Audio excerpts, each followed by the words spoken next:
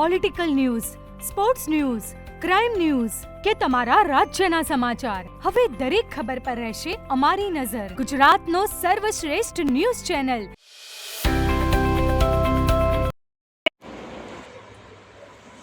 જીલિયા ગામે સતત બીજા દિવસે દબાણ દૂર કરવાની કામગીરી હાથ ધરવામાં આવી.